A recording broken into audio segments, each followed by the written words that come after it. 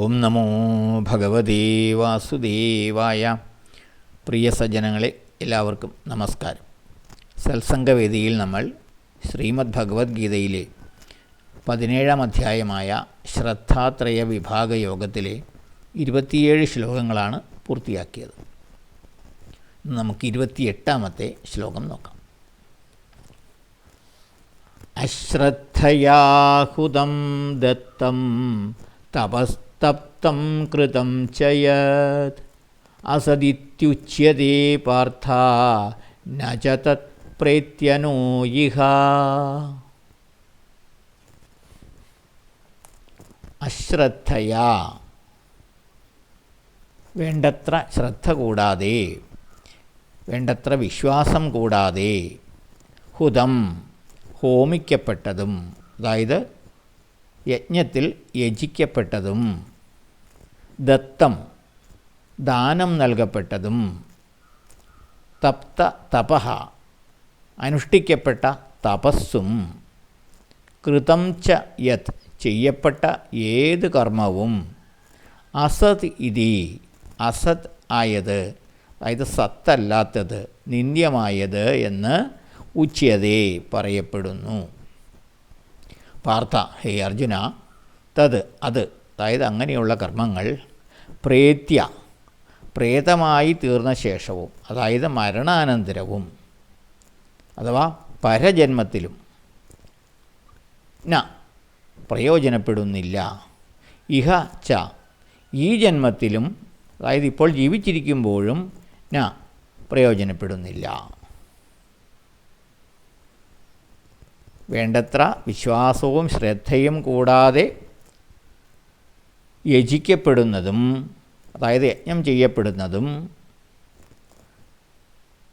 ദാനം ചെയ്യപ്പെടുന്നതും, തപസ് അനുഷ്ഠിക്കുന്നതും, അതുപോലെ ഈ വിശ്വാസവും ശ്രദ്ധയും കൂടാതെ ചെയ്യപ്പെടുന്ന ഏതു കർമ്മവും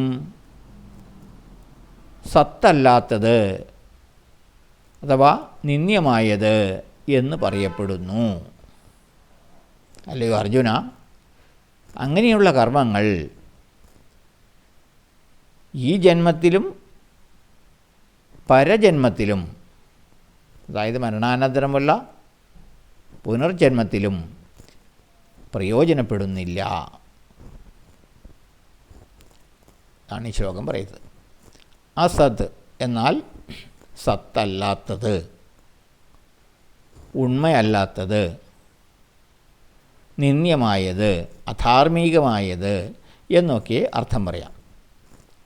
അപ്പോൾ കർത്തവ്യബുദ്ധി കൂടാതെയും ഫലപ്രതീക്ഷയോടുകൂടിയും ശാസ്ത്രവിധികളെ മാനിക്കാതെയും പേരിനും പ്രശസ്തിക്കും വേണ്ടിയും ചെയ്യപ്പെടുന്ന യജ്ഞ യാഗ ദാന തപസ്സുകൾ, അതുപോലെ വേണ്ടത്ര ശ്രദ്ധയും വിശ്വാസവും കൂടാതെ ചെയ്യപ്പെടുന്ന ഇത്തരം ഏത് കർമ്മങ്ങളും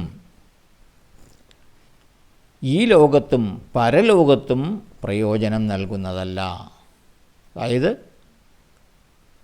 ഈ ജന്മത്തിലും മരണശേഷം വരാനിരിക്കുന്ന അടുത്ത ജന്മങ്ങളിലും ഒന്നും അതിന് സത്ഫലം ഉളവാക്കുന്നതല്ല അപ്രകാരം ചെയ്യുന്ന കർമ്മങ്ങൾ. അതിനാൽ അത്തരം കർമ്മങ്ങളെ അസത് എന്ന് പറയപ്പെടുന്നു, സത്തല്ലാത്തത് എന്ന് പറയപ്പെടുന്നു. മരണാനന്തരവും ജീവിച്ചിരിക്കുമ്പോഴും അവയ്ക്ക് സത്ഫലം ലഭിക്കില്ല എന്ന് വച്ചാൽ ഈ ജന്മത്തിലും മരണശേഷമുള്ള പുനർജന്മത്തിലും അത്തരം കർമ്മങ്ങൾ കൊണ്ട് പ്രയോജനമുണ്ടാവില്ല എന്നർത്ഥം.